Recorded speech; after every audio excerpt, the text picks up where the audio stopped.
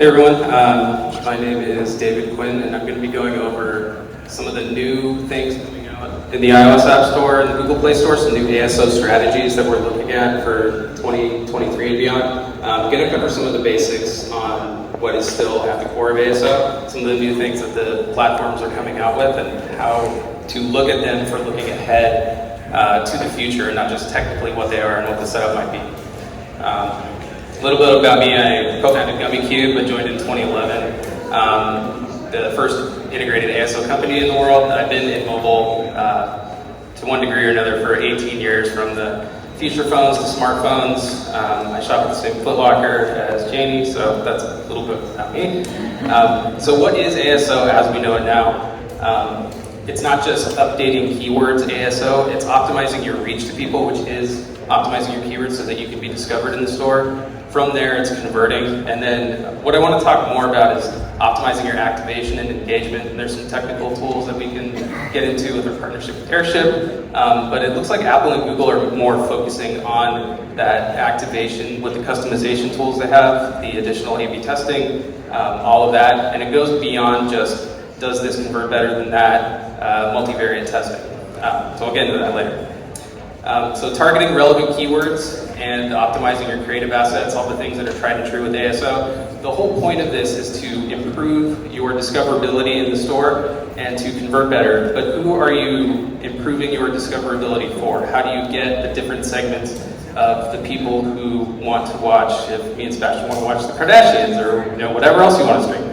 How do you get those people who want to watch Game of Thrones or something else?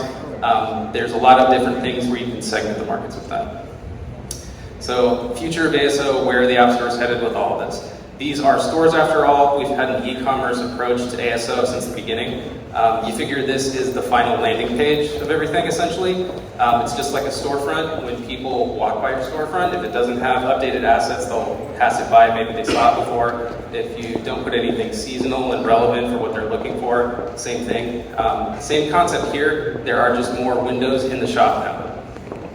So the future of ASO is this customization and personalization, a more immersive experience. So custom product pages, product page optimization, in-app events. There's the new ASA placements coming out, so you can be on the Today tab. I've had people ask me for 10 years, can I buy myself away at the top of the front page? So there's new ASA placements there. Google following suit, the LiveOps beta, focusing on similar things, right? Having in-app experiences that are advertised on the store so that your users, not just the new first-time users, but users who may have lapsed, can give it a second look. So we'll get into that in a sec.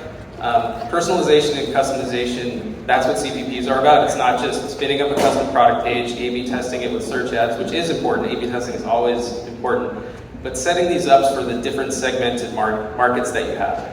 Finding your features, finding the keywords for those features, and then giving the users the opportunity to see what your app is all about related to those keywords is super critical. You can do all of these different screenshots, for example, or videos or whatever it might be, and you can target them in search ads, you can target them with external marketing. There's huge opportunity with that. Windows expanded. So starting with events, I know I mentioned custom product pages and their application for sending external links and email blasts that you have, or running them in segmented Apple Search Ads campaigns. But for in-app events, on paper, I have an event, it's a season, I can do this, I have a big update, things like that. If you don't do it, you will look like Netflix here, and maybe I downloaded a bunch of streaming apps during the pandemic, and now I'm going back to find another one or do something. So I had it on my phone. I have thousands of apps. I have so many apps on my phone that I download an app and I can't find it, and so I have to go search for it in Spotlight Search.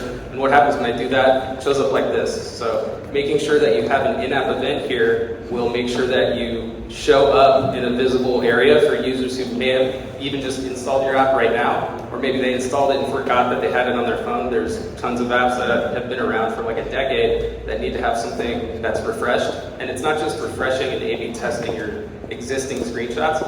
If you update them and the user has the app installed, they'll show up like this. So it's a big presence that you can create in search so that your new users can see the new content you have, and also these lapsed users who may have had it installed, forgot about you, or just aren't giving you a second look because they're searching for streaming apps or whatever it might be, can see you and search here.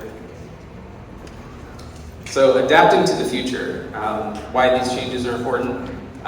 It's prep time, get your bug out bags. We're doing prepping for the new unknown future here. So discoverability is just part of what we're looking at. The in-app events, when you get discovered, can help users download your app that wouldn't have otherwise, or re-engage with your app that wouldn't have otherwise. What happens after the download? We've been talking a lot about that here too, like the growth, and then you have a bunch of people who have your app. What do I do to increase my retention and increase my lapsed users, or decrease my lapsed users? So the CPP, the LiveOps, the in-app events, all the new search ads placements, making sure that you're covering those with totally custom pages for each of these user bases is extremely important.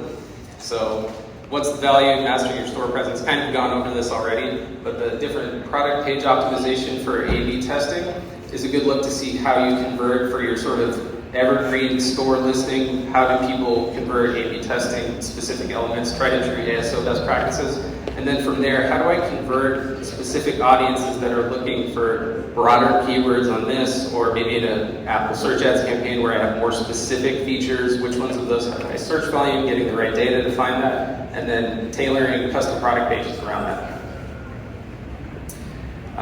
So the personalization, again, it's not just about A/B testing. It's not just about Apple search ads and then call it a day. If you're not looking at the keywords that have organic volume and looking to tailor your Apple search ads campaigns to focus on those too, all of it's not going to work. It all sort of works together. And all of these things that you can technically do across the different search ads placements are leading towards customization for different segments of the markets. And Google also has this too, so Apple's coming out with all these different placements, Apple's coming out and letting you do all these different custom product pages, doing in-app events in particular. Google has their LiveOps beta, similar things where you can appear in areas that you couldn't before, so you're increasing your presence in the store, but also you can capture users who might not have given you a second look, forgot they had you, or a new user that kind of knows the deal already and would have just passed you by for someone else who does have it. So some of the success of this, the LiveOps drive in 5% more, 28%, 28-day active users, and 4% higher revenue.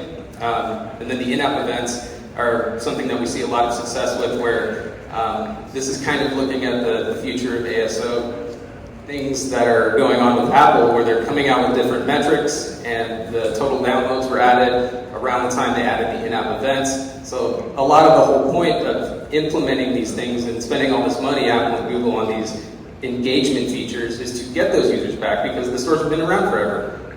There's users who have the app who need some way to find the refreshed content, so they've taken those screenshots off. You can see the in-app event, so these are extremely important for getting all of those users. For the new ASA placements, the Today tab and search results, so sort of the search tab and the search results, the classic ones there. Today tab and product page, finding new places to get these users, putting a custom product page associated with that to it, and then making sure that you, in search results, tie specific features of your app, knowing, again, what does my app do, who am I trying to target, how can I target them, how can I make them convert once I do target them, and then what can I do to re-engage them after they download.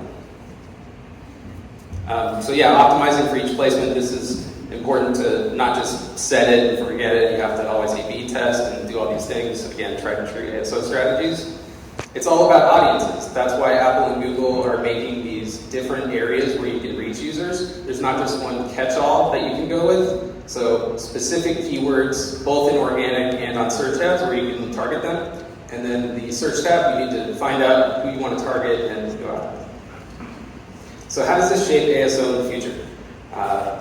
Going in that search, you want to optimize your reach, find your keyword audiences, and then find the right strategy for which creatives you want to do, A/B test those. You can do some external testing, and even set up custom product pages for the external campaigns that you're doing, and you want to know who they are externally, but also in search, this is where all this activity is happening, including re-engagement, which is getting more emphasized by Apple and Google. Optimizing your installs and your conversion rates, and then engaging, making sure you're having post-download value, and then optimizing it. So how does this shape ASO? It's about audiences, so advertising on those specific keywords, feature-based keywords that users are searching for, knowing what you do, researching which of those keywords have volume, and then optimizing there. Oh. Am I going backwards now? Yeah, so what to incorporate in 2023. Having a strong organic backbone, having the foundational ASO so that you can rank for your keywords when you're driving a bunch of paid marketing to it. Otherwise, you won't get that benefit of what keywords Apple and Google should crawl you for as you're improving your paid marketing. Otherwise, you're going to shovel money into it, and then it goes away, and you're back where you started. So making sure that you have a strong set of organic, optimized keywords, same as always, that's not a new 2023 thing, so that when you're running this marketing, you can benefit from it the most. Knowing what that is requires knowing what those keywords should be, and doing some testing and finding that out, doing the research, finding the organic volume around that, and then, again, running some testing, not just on creative sets, but on the keywords too. So again, the relationship, you need to understand what your app does, research to find the relevancy around it, run some A/B testing, paid search impacts ASO acceleration, and then you execute it, and then you kind of iterate from there. And if you don't have that, they just won't work. You won't really know what to target, and you won't find the impact on organic ranking either. So looking at the technology and intelligence for the future success, finding the audience, researching the keywords, gathering the data around what's converting, and then from there coming up with a hypothesis for an A/B test and implementing it everywhere you can with all of these new placements that you have, especially with the in-app events, making sure that you don't show up like Netflix in that example there, where you have content where you can re-engage those lapsed users, otherwise they might not give you a second look or think that everything's stale. That's always been true, but the fact that they're taking away those screenshots and now you need the in-app events to show up is super critical to have those going on at all times. But you can also run paid campaigns to do some A/B testing outside of that. Google Play Experiments has always been great. The new product page optimization looks at different metrics than if you were to fully deploy, so it's always important that after you do this, you validate it through testing, just to see how it converts on my total downloads for my re-downloads, but also my new first-time downloads, and knowing which territories convert where. So there's some limitations on the PPO, but running that and then validating it by deploying it is super critical. And if you don't do that, the consequences are real. You will look like Netflix in that example instead of Hulu. This isn't a stay the same thing by not changing anything. You will either get better or get worse because everybody else is shifting around also.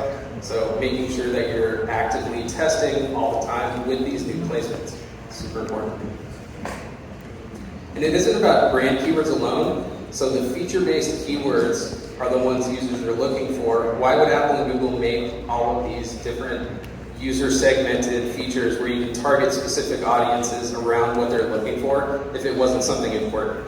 So if you're looking at just the branded keywords that have high volume in Apple search ads because people are bidding on them, that doesn't really reflect what's going on organically and what people are looking for, what Apple and Google are investing in. So making sure that you're doing that without that confirmation bias is important. So I have an example here of just doing ASO. We worked with McAfee, and we paired ASO with Apple search ads in these custom product pages and saw 118% growth. #1 VPN app. So conversion optimization, running this A/B testing. So we saw 8.5% improvement after we did some A/B testing, and then when we fully deployed it, a 13% increase. And then running the paid marketing, the revenue and install, so like after the install, those improved by 20 and 16.51%. Excuse me. Going backwards again. So yeah, the total results, organic search impression growth by doing all of these things together holistically, 284% growth. The app unit growth went up 118% and 14% conversion growth. So the keyword visibility going up 71% because it was brand keywords, it was feature-based keywords, improving that search impression growth, and then the first-time download growth and conversion rates. And we're getting usually about half and half feature-based and brand-based. So just in summary, the new ad placements, got to get on top of them or you'll fall behind. Making sure that you have the paid UA as a part of your overall ASO strategy. You're not just running KUA without thinking about what people are looking for organically, but you're also supplementing that with Apple search ads, using it for A/B testing, not just what colors convert well in screenshots, but A/B testing these markets for different search ads campaigns and different ad groups with custom fit screenshots for them. How does that convert? What does this look like? And what should I sort of learn from that and apply to my other channels? So using all of these new features Apple and Google have, especially for in-app events where you need to get some of these users back that collapsed, it's going to be super important. And using the right ASO tag to find out what that organic ranking is, using Apple search ads and A/B testing platform capabilities that they have for Google and Apple is going to be super important. Personalization and customization is the main key. All right, and that's pretty much it. Thanks, first of all, that you covered a lot in a short period of time. With regards to the ASA, so I work at Square, and we're pretty strong on like the search results, linked into automation, stuff like that. Apple's pushing pretty hard, like you said, on like Today tab, Search tab, and the product page as well. Just from your experience with the performance lens, which one do you see like the best way to kind of start and go into those practices, just based on like the industries that you work in and stuff like that? Yeah, for that one, the search with the relevant user typing in something that's related to what your app does, making sure that you can rank for that keyword organically and seeing how you perform there. That one, for me, has always been the one that I see the most success on and the lower cost per install because they're already relevant inherently, right? Because they're looking for something that you do based on those feature-based keywords. The search tab was one that ran a bit higher, but that's more of a brand awareness if you're doing something like that, which we talked about here too. It just inherently costs more, especially before they changed the pricing model to it. And they're saying that a lot about what's going to happen with the Today tab. When you're talking to the Apple Search Ads rep about like, oh, I'm doing this setup, and they're like, yeah, it's a great new thing.